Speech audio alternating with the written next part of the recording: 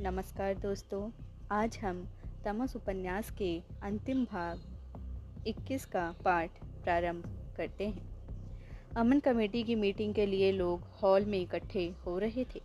यही एक जगह चुनी गई थी जिस पर किसी को आपत्ति नहीं हो सकती थी, क्योंकि कॉलेज न हिंदुओं का था न मुसलमानों का। कॉलेज ईसाइयों का था। प्रिंसिपल भी हिंदुस्तानी नहीं था, अमेरिकी पादरी था। बड़ा मिलनसार, बड़ा अमन पसंद। मीटिंग शुरू होने में अभी देर थी। शहर की सभी चीदा चीदा जमातों के लोग आने वाले थे। जो लोग पहुंच चुके थे वे या तो लंबे बरामदे में दो दो तीन तीन की टोलियों में टहलते हुए बतिया रहे थे, या हॉल के अंदर खड़े विचार विमर्श कर रहे थे। ठिगना ठेकेदार शेख नूर इलाही से कह रहा था, अगर खरीदने का इरादा है तो यही वक्त है, बाद में कीमतें चढ़ जाएंगी। मुझसे पूछो शेख जी, मैं ठीक कहता हूँ। अगर ख्याल हो तो बात करूँ। क्या मालूम अभी कीमतें और गिरें, शेख जी ने कयास लगाते हुए कहा। इससे ज़्यादा और क्या गिरेंगी। इसी इलाके में मैं 1500 रुपये में अहाता ज़मीन खुद बेच चुका हूँ। अब वही अहाता 700 में मिल रहा है। फिर कोहनी पकड़कर और मुंह ऊंचा ले जाकर बोला, शेख जी, अमन अमान हो जाने पर कीमतें चढ़ेंगी या कम होंगी? सोचूंगा। सोचिए सोचिए, पर सोचते ही नहीं रहिए। पहले भी आपने अच्छे अच्छे सौदे हाथ से गंवाए हैं। शहर में फसाद होने के बाद एक लहर सी चल पड़ी थी। जिस इलाके में मुसलमानों की अक्सरियत थी वहाँ से हिंदू सिख निकलने लगे थे, और जिन इलाकों में हिंदू सिखों की अक्सरियत थी वहाँ से मुसलमान घर बार बेचकर निकल जाना चाहते थे। आप अपना मन पक्का करें, मैं 150 और कम करवा दूंगा। यह सौदा अच्छा है, फिर नहीं मिलेगा।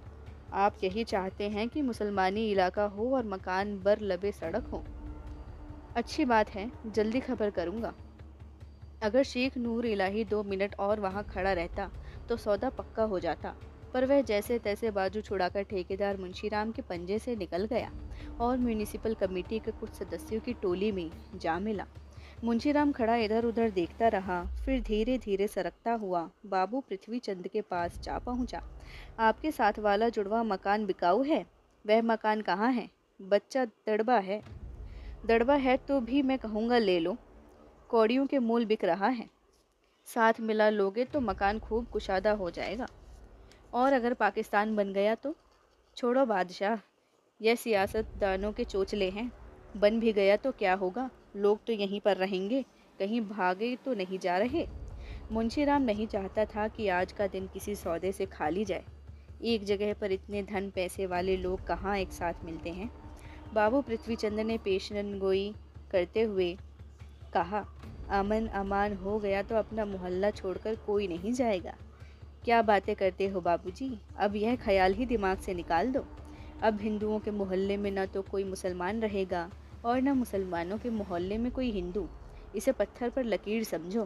पाकिस्तान बने या न बने, अब मोहल्ले अलग अलग होंगे, साफ बात है। लाला लक्ष्मी नारायण दूर से आते दिखाई दिए तो शेख नूर इलाही ने चुटकी ली, आ गया है कराड़ा। नज़दीक पहुंचने पर शेख नूर इलाही ने ऊंची आवाज़ में कहा, फसाद करवाकर ही दम लिया तुमने कराड़ा।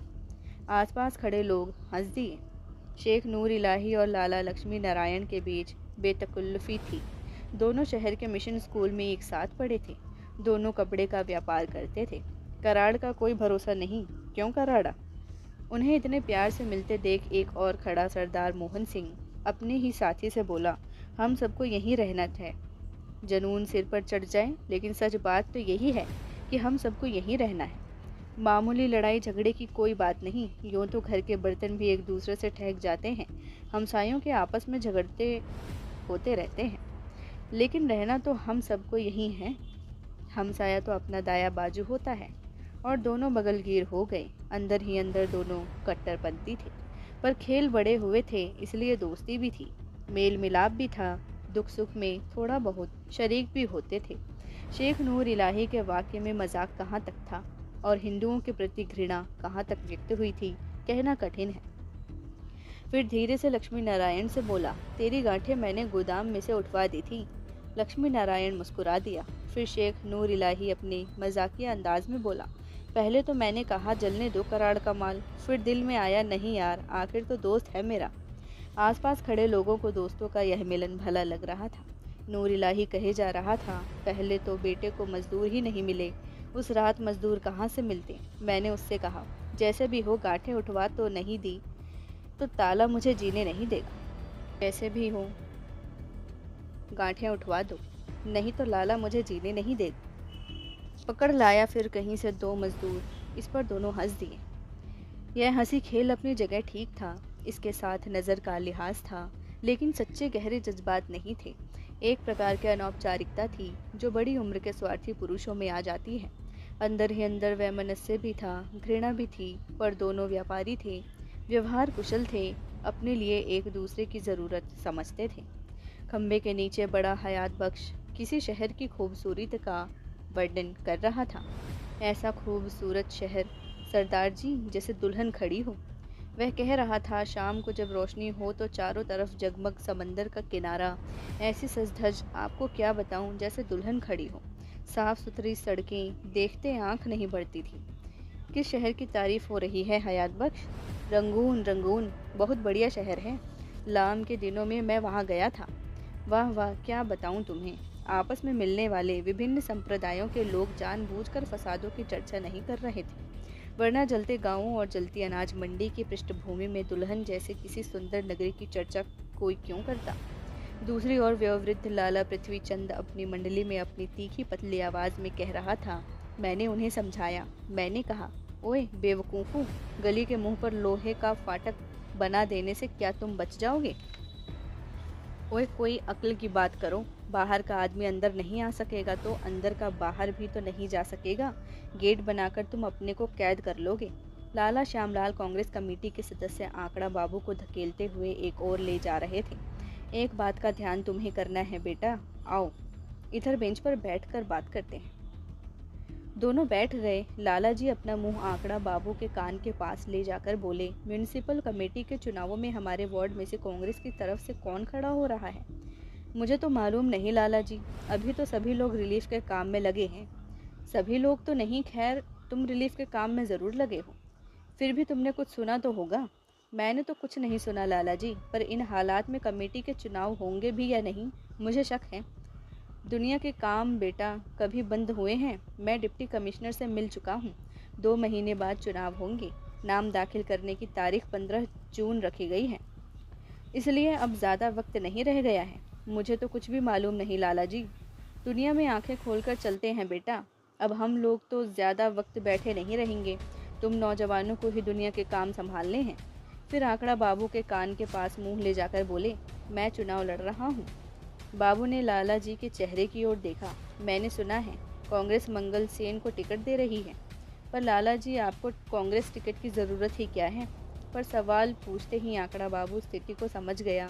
यदि कोई हिंदू अब चुनाव के लिए खड़ा होगा तो उसे कांग्रेस के समर्थन की ज़रूरत होगी, और अगर कोई मुसलमान खड़ा होगा तो उसे मुस्लिम लीग के समर्थन की। लोगों के मन में यह बात बैठ गई थी कि कांग्रेस हिंदुओं की संस्था है। लाला श्यामलाल का संबंध कांग्रेस से इतना ही था कि वह ऐसा कपड़ा पहनते थे जो दूर से खादी नज़र आता था। कांग्रेस ऐसे लोगों को टिकट देगी तो बदनाम नहीं होगी। फिर बाबू के कान के पास मुंह ले जाकर बोला, जुए के अड्डे चलाता है। 2 अड्डे हैं उसके, पुलिस वालों के साथ मिलकर अड्डे चलाता है। अब शहर में गांधी जी आए, नेहरू जी आए, उनके पीछे पीछे नाचता फिरे तो इससे वह कांग्रेस हो जाता है। खादी वह नहीं पहनता। पहनता है, आंकड़ा बाबू बीच में बोल उठा। अब पहनने लगा है, पिछले 2 साल से, पहले कहाँ पहनता था? इसके घर में कौन खादी पहनता है? बाबू को सहिष्णु श्रोता पाकर लाला जी बोले जा रहे थे, बियर पीता है। अगर एतबार न हो तो कंपनी बाग के क्लब में जाकर देख लो। इसका बाप भी एबी था, यह भी एबी है। फिर लाला श्यामलाल ने नाक चढ़ाकर कहा, उसे भगंदर हो गया था, भगंदर से मरा था, यह भी भगंदर से ही मरेगा। आंकड़ा बाबू नहीं जानता था कि भगंदर क्या बला होती है, पर वह हैरान था कि लाला जी मंगलसेन पर क्यों इतना गुस्सा निकाल रहे हैं। मैं इसकी पोल खोलने लगूँ तो एक दिन में नंगा हो जाए, पर मैं कहता हूँ नहीं भाई, सभा सोसाइटी में भी सभी को जीना है, वह जाने और उसका काम, पर मक्कारी और झूठ के साथ लोगों को धोखा तो न दे। पर लाला जी मंगलसेन जिला कमेटी का सदस्य है, जबकि आप कांग्रेस के 54 मेंबर भी नहीं हैं। आपको टिकट कैसे मिल सकता है? टिकट मांगता ही कौन है? मैं तो केवल इतना चाहता हूँ कि वार्ड की सीट के लिए कांग्रेस किसी को भी टिकट ना दे, जाति तौर पर कोई भी खड़ा हो जाए। उधर लाला लक्ष्मी नारायण हयात बख्श से किसी दवाई के बारे में पूछताछ कर रहे थे। हयात बख्श को बहुत सी जड़ी बूटियों आदि का नाम मालूम था। पथरी के लिए वह खुद दवाई तैयार करता था और मुफ्त बांटता था। केवल नुस्खा नहीं जानता था, क्योंकि इससे दवाई की तासीर जाती रहती है। रणवीर को भागते समय चोट आ गई थी। नाली में पैर पड़ जाने से उसे बुरी तरह मोच आ गई थी और घुटने भी छिल गए थे। हयात बख्श सिर हिला हिला कर सुनता रहा, फिर बोला, ना ना, तेल की मालिश नहीं, उसकी तासीर ठंडी होती है। मेरे पास एक तेल है, अशरफ लाहौर से लाया था, उससे नसें ढीली पड़ेंगी, जल्दी आराम आएगा। यकीनी बात है, मैं भेज दूंगा। फिर आवाज़ धीमी करके बोला, कैसे मोच आ गई बेटे को? फिर आवाज़ और भी धीमी करके बोला, मैंने सुना है किसी दलबल में भी हिस्सा लेता है। मेरी मानो उसे कुछ दिन के लिए कहीं बाहर भेज दो, यहाँ पकड़ धकड़ का डर है। लाला लक्ष्मी नारायण के कान खड़े हो गए, पर उन्होंने घबराहट जाहिर नहीं होने दी। 15 साल का तो लड़का है, वह क्या हिस्सा लेगा? पर उन्हें मन ही मन तजवीज़ पसंद आई। रणवीर को कुछ दिन के लिए बाहर भेज देना यही ठीक होगा। कॉलेज के 2 चपरासी गेट के पास एक बेंच पर बैठे बतिया रहे थे। एक ने दूसरे से कहा, हम जाहिल लोग लड़ते हैं, समझदार खानदानी लोग नहीं लड़ते। यहाँ सभी आए हैं, हिंदू भी, सिख भी, मुसलमान भी, मगर कैसे प्यार मोहब्बत से बातें कर रहे हैं। सियासी लोगों में लगभग सभी पहुँच चुके थे। शायद बख्शी जी का इंतज़ार था। सभी स्थानीय लीडरों को देवदत्त घर घर जाकर इकट्ठा कर लाया था। वह भी मीटिंग में पहुंच चुका था और इस बात को देखकर मन ही मन प्रसन्न था कि लीग और कांग्रेस के रहनुमाओं को एक जगह इकट्ठा करने में वह फिर कामयाब हो गया है। उसकी व्यावहारिक सूझ इस बात से जाहिर होती थी कि मीटिंग शुरू होते ही उसने जलसे की सदारत के लिए उसी कॉलेज के प्रिंसिपल लुक्स साहब का नाम तजवीज़ कर दिया। लुक्स अमरीकी थे, उम्र रसीदा थे, शहर के लड़कों की 3 पीढ़ियों को पढ़ा चुके थे, अंग्रेज़ नहीं थे, न ही हिंदू या मुसलमान थे। तालियों की गड़गड़ाहट के बीच वह सदारत की कुर्सी पर आकर बैठ गए। सभी लोग बरामदों वगैरह से आकर हॉल में बैठने लगे थे। तभी मुस्लिम लीग के एक नौजवान कारकुन और एक कांग्रेसी के बीच बहस होने लगी। लीगी उछलकर खड़ा हो गया, लेके रहेंगे पाकिस्तान। बख्शी जी, यह फरेब आप छोड़ दें। एक बार मान जाए कि कांग्रेस हिंदुओं की जमात है, इसके बाद मैं इन्हें गले लगा लूँगा। कांग्रेस मुसलमानों की नुमाइंदगी नहीं कर सकती। फसादों से पहले भी यही वाक्य बार बार सुनने को मिलता था। इस बीच कहीं से नारा उठा, पाकिस्तान जिंदाबाद। उसी वक्त 10 आवाज़ें जगह जगह से उठी। खामोश खामोश, लोग साहब कहने लगे। मैं सोचता हूँ इस वक्त हम सब मिलकर जैसे भी हों शहर की फ़िज़ा को बेहतर बनाएं। यहाँ शहर के सभी बड़े बड़े लोग मौजूद हैं, उनकी आवाज़ का बड़ा असर होगा। मेरा विचार है कि एक अमन कमेटी बनाई जाए और यह अमन कमेटी हर मोहल्ले में, हर गली में अमन का प्रचार करे। इसमें अभी सियासी जमातों के नुमाइंदे शामिल हों। इस काम के लिए मैं समझता हूँ कि अगर एक बस का इंतज़ाम हो सके जिस पर लाउड स्पीकर और माइक्रोफोन लगा दिए जाएं और कांग्रेस, मुस्लिम लीग तथा अन्य सियासी जमातों के नुमाइंदे बैठकर जगह जगह बस में से अमन की अपील करें तो इसका बड़ा असर होगा। तालियों की गड़गड़ाहट से इस प्रस्ताव का स्वागत किया गया। सहसा एक साहब उठ खड़े हुए। शाहनवाज था। बस का इंतज़ाम मैं करूँगा। तालियों की फिर गड़गड़ाहट हुई। देवदत्त ने सामने आकर कहा, हमें इत्तला मिली है कि बस का इंतज़ाम सरकार की तरफ से किया जा रहा है। तालियों की फिर गड़गड़ाहट हुई। शाहनवाज अभी खड़ा था। पेट्रोल का सारा खर्चा मैं दूंगा। आफरीन आफरीन, वाह वाह। इस पर एक सज्जन ने उठकर कहा, साहिबान, प्रोग्राम तय करने से पहले क्या यह बेहतर नहीं होगा कि हम बाकायदा अमन कमेटी कायम कर लें, उसके ओहदेदार चुन लें और बाज़ाब्ता तौर पर काम करें। यहाँ भी चुनाव का मसला उठ खड़ा हुआ था। इस पर फ़ौरन ही देवदत्त ने आगे बढ़कर कहा, मैं तजवीज़ करता हूँ कि इस अमन कमेटी के 3 वाइस प्रेसिडेंट मुंतखब किए जाएं। मैं जनाब हयात बख्श। ठहरिए, पहले इस बात का फ़ैसला कर लीजिए कि वाइस प्रेसिडेंट 3 हों या कम या ज़्यादा। मेरी तजवीज़ है कि वाइस प्रेसिडेंट 5 होने चाहिए। जितने ज़्यादा वाइस प्रेसिडेंट होंगे उतनी ही अमन कमेटी ज़्यादा नुमाइंदा जमात बनेगी। इस पर एक सरदार जी बोले, मैं दरख्वास्त करूंगा कि वाइस प्रेसिडेंट आप 3 ही रखें, एक हिंदू, एक मुसलमान भाई, एक सिख। कार्यकारिणी को आप बेशक बड़ा कर लें और उसमें सभी को खुलकर नुमाइंदगी दें। यहाँ हिंदू मुसलमान का सवाल न लाएं, यह अमन कमेटी है। देवदत्त फिर आगे बढ़ आया। मैं दरख्वास्त करूँगा कि सभी सियासी पार्टियों के रुकन इस कमेटी में शामिल हों। मेरी तजवीज़ है कि जनाब हयात बख्श साहब मुस्लिम लीग की तरफ से, बख्शी जी कांग्रेस की तरफ से और भाई जोध सिंह जी गुरुद्वारा प्रबंधक कमेटी की तरफ से वाइस प्रेसिडेंट चुने जाएं।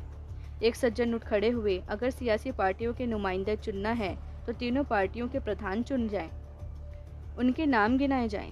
लाला लक्ष्मी नारायण उठकर बोले, मुझे यह देखकर अजहद रंज हो रहा है कि आपने 3 सियासी पार्टियों के नाम तो गिनाए लेकिन हिंदू सभा को बिल्कुल भूल गए। क्या वह सियासी पार्टी नहीं है? नहीं, वह सियासी पार्टी नहीं है। अगर वह सियासी पार्टी नहीं तो गुरुद्वारा प्रबंधक कमेटी भी सियासी पार्टी नहीं है। 5-7 व्यक्ति एक साथ उठ खड़े हुए। यह सिख कौम की तौहीन है। गुरुद्वारा प्रबंधक कमेटी ही सिखों की नुमाइंदगी करती है। देवदत्त लपककर फिर सामने आ गया। साहिबान, इस तरह हम कोई काम नहीं कर सकेंगे। फिरका वाराना अनासर के खिलाफ हमें लड़ना है। यह ज़रूरी नहीं कि किसको नुमाइंदगी मिले, ज़रूरी यह है कि अमन कमेटी सभी फ़िरक़ों की एक मुश्तरका जमात बने, ताकि हम हिंदू, मुस्लिम, सिख, ईसाई मिलकर एक प्लेटफॉर्म पर से अमन की अपील कर सकें। इसी बात को मद्देनज़र रखते हुए मैं तजवीज़ करता हूँ कि जनाब हयात बख्श बख्शी जी और ज्ञानी जोधा सिंह जी को अमन कमेटी का वाइस प्रेसिडेंट मुंतखब किया जाए। मंजूर है? ठीक है, चलो आगे। एक आवाज़ आई। इस प्रकार किसी ने ताली बजाई और तभी बहुत से लोगों ने तालियां बजाई और प्रस्ताव का विरोध करने वाले को बोलने का मौका नहीं मिला। तजवीज़ मुत्तफ़िक़ा राय से पास कर दी गई।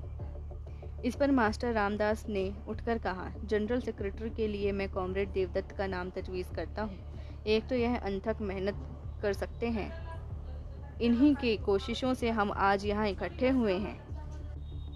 अगले कुछ दिन नाजुक होंगे। अमन कमेटी को बड़ी होशियारी और मेहनत से काम करना होगा। इस काम के लिए कॉमरेड देवदत्त बड़े मौजू आदमी हैं। क्या शहर में सब नौजवान मर गए हैं?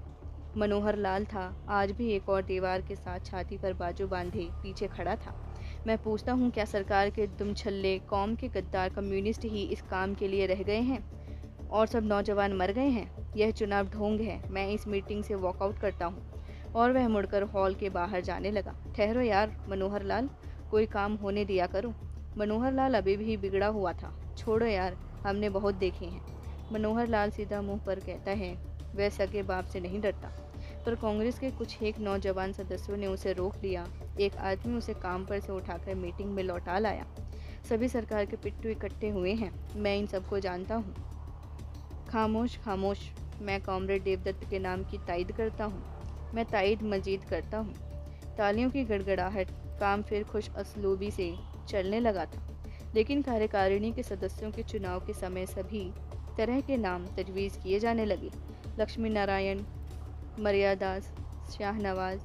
तभी बहुत से मुसलमान सदस्य एक साथ उठ खड़े हुए और दरवाजे की ओर बढ़ने लगे। आगे आगे मौला बख्श चला जा रहा था। इस कमेटी में हिंदुओं की अक्सरियत है। हम इस कमेटी में शामिल नहीं हो सकते। हमें पहले ही मालूम था कि यह हिंदुओं का हथकंडा है। 10 आदमी देवदत्त समेत उन्हें रोकने के लिए गए। दरवाजे पर देर तक हंगामा होता रहा।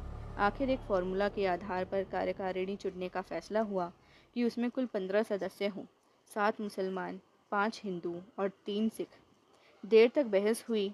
बहस के दौरान लोग थकने लगे थे, पर आखिर में यह फार्मूला मंजूर हो गया और इसमें लाला लक्ष्मी नारायण भी शामिल हो गए। लाला मंगल सेन भी, शाहनवाज भी और कितने ही और लोग। बेचारे श्यामलाल का नाम किसी ने नहीं लिया। वह देर तक आंकड़ों वाले बाबू का कोट खींचता रहा, लेकिन आंकड़ों वाला बाबू झिझकता रहा। आखिर श्यामलाल खुद उठ खड़े हुए। मैं दरख्वास्त करूंगा कि मुझे भी इस कमेटी में खिदमत करने का मौका दिया जाए। सीटें पूरी की जा चुकी हैं, बैठ जाइए, मंगल सेन ने कहा। फिर एक और साहब उठे। मैं समझता हूँ कोई हर्ज नहीं है। एक हिंदू, एक मुसलमान और एक सिख कमेटी में बढ़ा दिए जाएं। यह नहीं हो सकता। इस तरह आप कितने लोगों को शामिल करते जाएंगे? मंगल सेन फिर बोला। मामला अभी तय नहीं हुआ था जबकि भोंपू बजने की आवाज़ आई। देवदत्त प्रधान की कुर्सी के पास जाकर बोला, साहिबान, अमन की बस आ गई है। हम अपने पहले दौरे पर यहीं से रवाना होंगे। मैं गुजारिश करूंगा कि इसमें प्रेसिडेंट और वाइस प्रेसिडेंट साहिबान और इनके अलावा जितने साथी और चल सकते हैं सभी चलें। बस में लाउडस्पीकर लगा दिया गया है। बस जगह जगह रुकती जाएगी और बारी बारी से हमारे मोहतरम बुजुर्ग लोगों को शहर में अमन कायम रखने की ताकीद करते जाएंगे। लोग उठ खड़े हुए और उठ उठ कर बाहर आने लगे। गुलाबी और सफ़ेद घारियों वाली बस थी, अमन की बस। आगे छत पर दोनों कोनों में कांग्रेस और मुस्लिम लीग के झंडे लगे थे। लाउडस्पीकर का एक भोंपू आगे और एक पीछे लगा था। इस पर यूनियन जैक का भी झंडा लगा दीजिए, मनोहर लाल ने व्यंग्य से कहा। लोगों के बाहर आने पर बस में से नारे गूंजने लगे। हिंदू मुस्लिम एक हो, हिंदू मुस्लिम इत्तेहाद जिंदाबाद, अमन कमेटी जिंदाबाद। लोगों ने झांक झांक कर बस के अंदर देखा। कौन आदमी था जो पहले से बस में बैठकर आया था और लाउडस्पीकर पर नारे लगा रहा था। ड्राइवर की सीट के साथ वाली सीट पर एक आदमी हाथ में माइक्रोफोन पकड़े बैठा था। बहुत लोगों ने उसे नहीं पहचाना, कुछ एक ने पहचान भी लिया। नत्थू मर चुका था, वरना नत्थू यहाँ मौजूद होता तो उसे पहचानने में देर नहीं लगती। मुराद अली था, काले चेहरे और कटीली मूँछों वाला मुराद अली। उसकी पतली सी छड़ी उसकी टांगों के बीच पड़ी थी और छोटी छोटी आंखें दाएं बाएं देखी जा रही थी और लाउडस्पीकर में से नारे गूंज रहे थे। शांति अभियान पर निकलने से पहले छोटी सी बहस हुई। कौन किस सीट पर बैठे, आगे कौन और पीछे कौन, और पहले कौन बोले और कौन कौन से नारे लगाए जाए। आगे पीछे नहीं, मुस्लिम लीग और कांग्रेस के प्रधान साथ साथ ड्राइवर के पीछे वाली सीट पर बैठे। कुछ देर तक गड़बड़ी रही। बस खचाखच भर गई क्योंकि कुछ लोग रास्ते में अपने अपने घर के सामने उतर जाना चाहते थे। सोहनलाल अंत तक बिगड़ता रहा, इस बस में या मैं बैठूंगा या कम्युनिस्ट बैठेगा। मैं मुल्क के गद्दार के साथ हरगिज़ नहीं बैठ सकता। बस के पायदान पर खड़ा देवदत्त बोला, मनोहर लाल साहब, पर्दे के पीछे हम कोई बात नहीं करते। हम कांग्रेस की दुम नहीं हैं, हम पेशेवर क्रांतिकारी हैं। शहर में अमन कायम करना ज़रूरी है और इसके लिए ज़रूरी है कि सभी पार्टियों के लीडरों को इकट्ठा किया जाए। आपकी पार्टी के भी, जिसके लीडर भी आप ही हैं और जनता भी आप ही हैं। हम भी जानते हैं ये रजत पसंद है, मगर इस वक्त शहर में अमन के लिए इन्हें एक प्लेटफॉर्म पर लाना ज़रूरी है। अमन अब क्या करवाओगे? मनोहर लाल ने चिढ़कर कहा। अमन तो तुम्हारे साहब ने करवा दिया है। फसाद करवाने के बाद अब अमन करवा रहा है। श्यामलाल बरामदे में खड़े म्यूनिसिपल चुनावों में अपनी उम्मीदवारी का जिक्र एक एक से करते रहे। इस बीच मंगल सेन बस में कूदकर बैठ ही नहीं गया, काफ़ी आगे की सीट पर जा बैठा और अचानक उस पर नज़र पड़ने पर श्यामलाल आग बबूला हो गया और भागता हुआ आगे बढ़ गया। मुझे कोई नहीं बताता, मुझे कोई नहीं बताता, और लोगों को धकेलता हाँफता हुआ बस के अंदर चढ़ गया। मुस्लिम लीग के प्रधान के साथ बैठे हुए बख्शी जी सामने की ओर देखे जा रहे थे, पर गहरी उदासी में डूबे हुए थे। चीलें उड़ेंगी और अभी उड़ेंगी, उन्होंने मन ही मन कहा। तभी ड्राइवर के साथ वाली सीट पर बैठे मुराद अली ने फिर नारे लगाना शुरू कर दिया और गूंजते नारों के बीच अमन की बस अपने शांति अभियान पर निकल पड़ी।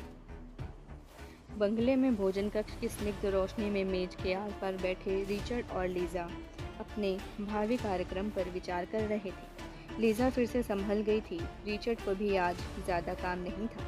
नगर का जीवन पटरी पर आ रहा था। छोटे अफसरों ने काम संभाल लिया था। मैं चाहता तो था कि यहाँ कुछ देर के लिए रहता, टेक्सिला के म्यूज़ियम में थोड़ा काम करता, यहाँ के लोगों का अध्ययन करता, लेकिन लगता है यहाँ ज़्यादा देर रहना न हो सकेगा। लीज़ा को यह सूचना पाकर मन ही मन खुशी हुई। तो तुम्हारा तबादला होगा, तुम्हारी तरक्की होगी। रिचर्ड मुस्कुरा दिया, मुँह से कुछ नहीं बोला। तुम बताते क्यों नहीं हो? क्या सचमुच तुम्हारी तरक्की होने जा रही है? तरक्की की बात नहीं है लीज़ा। जिस जगह दंगा फसाद हो जाए वहाँ से सरकार आमतौर पर अफसरों को तब्दील कर देती है, नए अफसर आ जाते हैं। क्या जल्दी ही चले जाना होगा? शायद, मैं ठीक तरह से नहीं जानता। मगर तुम तो यहाँ रहना चाहते थे ना? टेक्सिला म्यूज़ियम में काम करना चाहते थे, अपनी किताब लिखना चाहते थे। रिचर्ड ने कंधे बिचका दिए, फिर उसने पाइप सुलगाया और मेज़ के नीचे टांगे पसार कर तफरीह के मूड में मुस्कुराकर बोला, कहाँ से शुरू करूँ? क्या कहाँ से शुरू करूँ रिचर्ड? लीज़ा ने भवें उठाकर पूछा। तुम यही जानना चाहती थी ना कि यहाँ पर क्या कुछ हुआ है? अब की बार लीज़ा ने कंधे बिचका दिए, मानो कह रही हो, सुनाऊँ या न सुनाऊँ, कोई ख़ास फ़र्क नहीं पड़ता। दोस्तों, तमस उपन्यास का यह अंतिम भाग 21 पूर्ण हुआ। और इसी तरह के और वीडियोस के लिए चैनल को सब्सक्राइब करें एवं हमारे साथ इस सफ़र में आगे बढ़ें। धन्यवाद।